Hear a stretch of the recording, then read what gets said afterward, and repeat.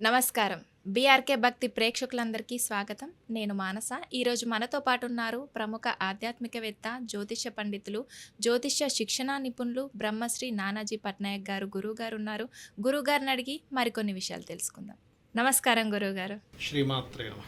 గురువుగారు, రుద్రాక్ష ధరించే వాళ్ళకి అంత పవర్ ఉంటుందంటారా? అంటే ఎలాంటి సమస్యలకి ఎలాంటి రుద్రాక్షలు ధరిస్తే మంచిదంటారు? వాళ్ళు రుద్రాక్ష ధరించిన వాళ్ళు ఏ ఏ నియమాలు పాటించాలి?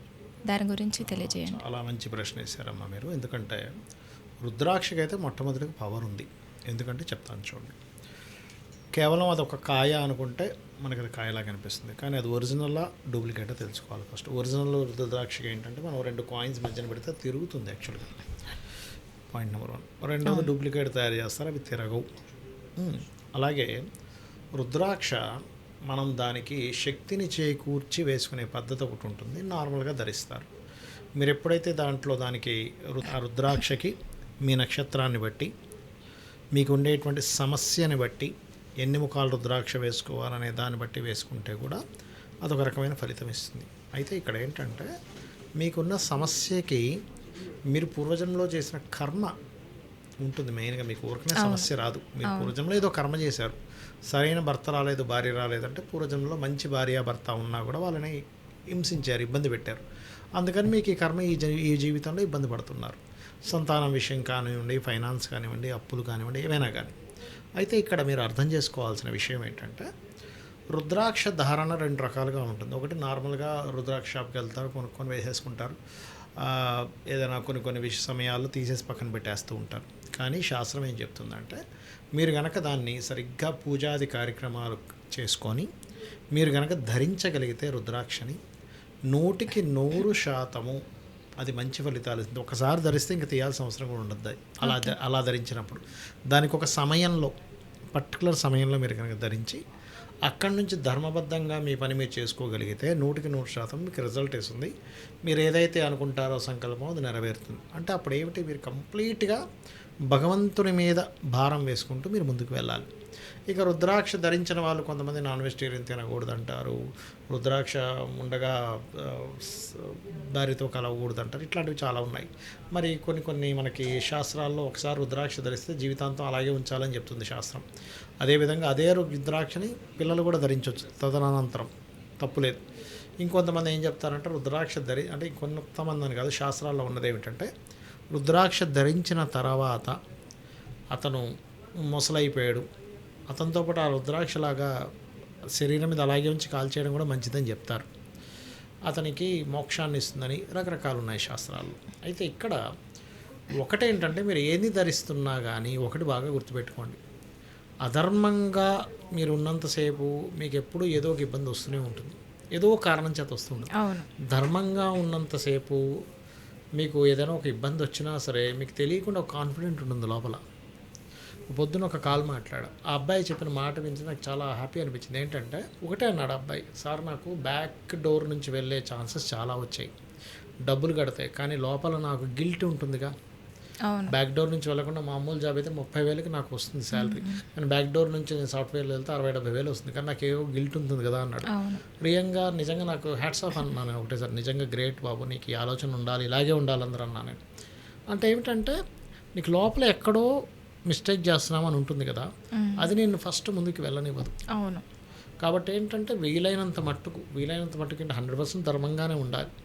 ఒక్కొక్కసారి ఏమవుతుంటుందంటే ఇప్పుడు ఒక పెద్ద ధర్మాన్ని కాపాడడం కోసం చిన్నవి తప్పవు కొన్నిసార్లు. అంటే అలాగా ఒక గోవిట్ నుంచి వెళ్ళింది, దాన్ని సంహరించడానికి ఎవరు వచ్చారు, అమ్మమ్మ అబద్ధం ఆడకూడదని ఇటే వెళ్ళిందని చెప్పక్కర్లే, ఏమోనండి నేను చూడలేదంటే సరిపోతుంది. ఎందుకు గోవు ప్రాణం రక్షించడానికి నువ్వు ఒక చిన్న ఇది అడ్డం పెట్టుకున్నావు అట్లాగా. కానీ 99%, 100% కూడా, 99 కూడా కాదు 100% కూడా నువ్వు చేసే పని ధర్మంగా కనుక ఉన్నట్లయితే ఆటోమేటిక్గా ఆ ధర్మమే నిన్ను కాపాడుతుంది. దీనికి ఈ రుద్రాక్షలు, రత్నాలు, వీటన్నిటికంటే గొప్పది ధర్మం, గుర్తుపెట్టుకోండి. ఇవన్నీ ధరించడం ఒక ఎత్తు, నువ్వేమీ ధరించకుండా ధర్మంగా ఉండడం ఒక ఎత్తు. ఏమంటే నేను ధరిస్తున్నాను, నేను అధర్మంగా ఉంటానండి అంటే ఇవేమీ నీకు సపోర్ట్ చేయవు. కాకపోతే మరి ఇవి సపోర్ట్ చేయవా? అగ్నిపురాణంలో రత్నశాస్త్రం గురించి చెప్పారు కదండి, అగ్నిపురాణంలో ఉంటుంది రత్నశాస్త్రం గురించి. అది నీకు నీ పని నువ్వు చేసుకుంటూ ఉన్నప్పుడు కొద్దిగా సపోర్ట్ చేస్తుంది ఆ రత్నం. ఫస్ట్ ఆఫ్ ఆల్ ఏంటంటే నీకు ఆ, ఏదైనా ఒక పని అవ్వాలి అంటే నువ్వు ఏ మార్గంలో వెళ్తే పని అవుతుందని నీ జాతక చక్రంలో ఉంటుంది. ఇప్పుడు ఇందాక ఒక కాల్ మాట్లాడినప్పుడు పాపం ఆ అబ్బాయికి మెడికల్ రంగాల్లో ఉంది ధనయోగం. తెలియక పెట్రోల్ బంక్ పెట్టుకున్నాడు. పెట్రోల్ బంక్ పెట్టుకుంటే ఎట్లా వస్తామా? పెట్రోల్ బంక్కి శాటర్న్ కారకత్వం, మెడికల్ అనేది సన్ కారకత్వం. ధనాన్ని ఇచ్చేవాడు రవి అయ్యాడు ఆయన జాతకంలో. ఈ ఖర్చు అయ్యేది శని కారకత్వం వచ్చింది. అందుకని ఏంటి పాపం పెట్రోల్ బంక్ పెడితే డబ్బులు రాక ఖర్చు ప్రతి నెల ఈయన జేబులోంచి పెట్టాల్సి వస్తుంది. అలా ఏంటంటే ఫస్ట్ మీరు వేటి మూలంగా మీకు డబ్బులు వస్తాయో చూసుకోండి, వేటి మూలంగా మీరు హాయిగా ఉంటారో చూసుకోండి జాతచక్రంలో. ఆ రూట్లో వెళ్ళండి, ఆటోమేటిక్గా సెట్ అయిపోతుంది. మీరు రివర్స్లో వెళ్తూ, ఇప్పుడు చిన్న ఎగ్జాంపుల్ చెప్తానమ్మా. ఇటు రైట్ సైడ్ ఇటు వెళ్తే తిరుపతి రావాలి, ఇటు వెళ్తే ఆపోజిట్ డైరెక్షన్లో మీరు ప్రయాణం చేస్తున్నారు. ఆపోజిట్ డైరెక్షన్లో ప్రయాణం చేస్తూ స్వామి నాకు తిరుపతి నాకు రావాల్సిందే, ఈ రూట్లో వెళ్ళినా సరే నాకు తిరుపతి నాకు దర్శనం ఇవ్వాల్సిందే అంటే దర్శనం ఇస్తాడు స్వామి? ఇవ్వరు. అరే నేను ఇటుంటే నువ్వు అటుపోతే నాకు దర్శనం ఇవ్వాలంటే ఎట్లా ఇస్తారా నాయన అంటాడు. నువ్వు ఎక్కడుందో తిరుపతి ఆ రూట్లో వెళ్తే కదా, ఆ రూట్లో వెళ్తూ స్వామి కారు ఆగిపోకుండా చూడను, లేకపోతే క్షేమంగా నేను చేరుకోవాలని కోరుకుంటే ఒక లెక్క. అసలు నువ్వు తిరుపతి ఉన్నవైపే వెళ్లకుండా ఆపోజిట్ డైరెక్షన్లో ప్రయాణం చేస్తూ నాకు తిరుపతి కనిపించట్లేదు, దేవుడు లేడు, ఎంత దూరం ప్రయాణించినా తిరుపతి రాలేదంటే తిరుపతే లేదనుకుంటే ఎట్లా? అలాగే అందరూ చేసే మిస్టేక్ ఏంటంటే వాళ్ళు అసలు ఏ రూట్లో వెళ్తే వాళ్ళకి బాగుంటుందో తెలుసుకోకుండా దాన్ని అసలు మెయిన్ కాన్సెప్ట్ని వదిలిపెట్టేసి నేను రుద్రాక్ష ధరిస్తున్నాను, నేను పలానా రత్నం ధరిస్తున్నాను, నాకేం ఫలితం రావట్లేదు, నేను పలానా పూజ చేస్తున్నా అంటారు. పూజ చేయడం వల్ల దాని ఫలితం కొంత ఉంటుంది, కానీ అసలు మీరు రూట్ ఎంచుకునే రూట్ అనేది ఒకటి ఉంది కదా. మెడికల్ చదివారు, మీరు వెళ్ళి ఇంజనీరింగ్ లాగా నేను బిల్డింగ్లు కడతానంటే ఎట్ట కుదురుతుంది? మీకు అసలు ఆ నాలెడ్జే లేదు ఫస్ట్. అట్లాగే మీ జాతకంలో ఏ యోగం ఉందో తెలుసుకోవాలి. ఏ యోగం ఉందో తెలుసుకోకుండా మీరు స్టెప్ ఎప్పుడైతే వేశారో రాంగ్ రూట్ పడింది అక్కడ. మీకు ధనాన్ని ఇచ్చే కారకుడు ఎవరు? మీ ధనాధిపతి అయ్యాడా, ధనాధిపతి ఇంకోళ్ళకి ఇచ్చాడా? అది తెలుసుకోవాలి. మీకు బిజినెస్లో యోగం ఉందా, జాబ్లో యోగం ఉందా, is it right time or not business చేయడానికి? ఇవి తెలుసుకోవాలి. ఇవి తెలుసుకోకుండా అక్కడేదో ఎవరో రుద్రాక్షలు అడ్వర్టైజ్మెంట్ ఇస్తున్నారు, పోయి ఒక రుద్రాక్ష చేసుకుని వచ్చి ఏమిటి రుద్రాక్ష పని చేయట్లేదని కొంతసేపు, లేకపోతే ఏదో పూజ చేస్తే వచ్చేస్తుంది కదా అని ఇంకో పూజ చేయించుకోవడం, ₹1,00,000 పెడేదో పెద్ద హోమం చేయించేసుకోవడం, అయినా నాకు రిజల్ట్ రావట్లేదు అనుకోవడం కాదు. వాటి రిజల్ట్స్ అవి వస్తాయి. ఇప్పుడు పెద్ద హోమం చేయించుకున్నాము, మీరు త్రికరణ శుద్ధిగా చేశారు, అయితే ఇక్కడ ఏంటి ఇంటెన్షన్ ఈజ్ మోస్ట్ ఇంపార్టెంట్. నాకేదో కలిసి వస్తుందని చేస్తే అమ్మవారు అనుగ్రహం కలగదు అంటా నేను.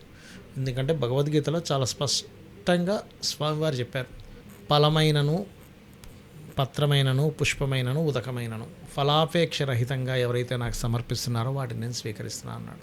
నువ్వు ఫలం ఆశించి ఇస్తే ఆయన స్వీకరించాడు. ఇప్పుడు మీరే ఉన్నారు, ఒకరింటికి వెళ్ళారు, మీతో మాకు చాలా పనులు ఉంటాయండి, అందుకని నేను మీకు ఈ కాఫీ ఇస్తున్నా అంటే అసలు మీరు తీసుకుంటారమ్మా? అస్సలు తీసుకోండి. ఏమిటంటే పనులు ఉంటాయని కాఫీ ఇస్తున్నారా? ఆశించి మాట్లాడకూడదు. పనులు ఉంటాయని కాఫీ ఇస్తున్నారా, పనులు ఉంటాయని నీళ్ళు ఇస్తున్నారా, పనులు ఉంటాయని టిఫిన్ పెట్టారా అంటే నార్మల్గా అయితే నేను మనిషిగా చూడరా అంటారు. ఇది కేవలం మనిషే. మీరు మనిషిగా చూడమని మీరు ఎక్స్పెక్ట్ చేస్తున్నారు. అలాంటిది భగవంతుడిగా చూడాలి. భగవంతుడిగా ఆయనకి మనం ఒక పూజ చేసుకోవాలి, ఒక హోమం చేసుకున్నాం ఇంట్లో అంటే భగవంతుడికి ఎంతో దాని ఏమంటారు కృతజ్ఞతాభావంతో పూజ చేయండి. హోమం చేసుకోండి, కృతజ్ఞతాభావంతో పూజ చేయండి. రోజు కృతజ్ఞతాభావంతో నైవేద్యం పెట్టండి. స్వామి నీ అనుగ్రహం నాకు నీతో పని ఉంటుంది, అందుకే నేను హోమం చేస్తున్నట్టు ఇచ్చి పోరా పక్కకి అంటాడు. అది జరుగుతున్న మెయిన్ మిస్టేక్. ఈ రుద్రాక్ష శివుడి యొక్క అక్షి అంటారు. రుద్రాక్ష అంటే రుద్రుడి యొక్క అక్షి.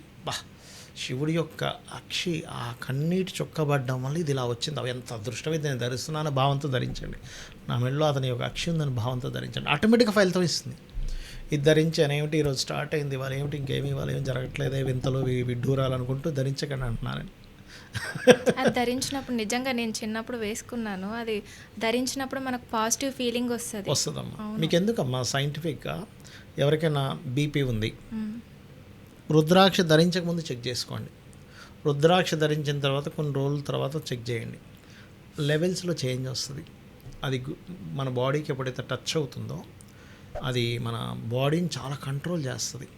ఈ రత్నధారణలు ఇవన్నీ ఏంటంటే మీ జాతకానికి ఏది పనికి వస్తుందో తెలుసుకొని చేయడం వల్ల ధరించడం వల్ల మీ మెంటల్ స్టేటస్ ఫిజికల్ స్టేటస్లో చాలా తేడా ఉంటుంది. ఫిజికల్గా మెంటల్గా మీరు ఎప్పుడైతే పర్ఫెక్ట్గా ఉన్నారో మీరు తీసుకునే నిర్ణయాలు సరైనవి తీసుకుంటారు. అద్భుతాలు జరుగుతాయని కాదు, ఇక్కడ అద్భుతం ఎప్పుడు జరుగుతుంది అంటే మీరు సరైన స్టేట్ ఆఫ్ మైండ్లో ఉండి తీసుకునే నిర్ణయమే అద్భుతాన్ని ఇస్తుంది. సరైన మైండ్ స్టేట్ లేకుండా మీరు ఏదో అద్భుతం జరగాలంటే జరగదు.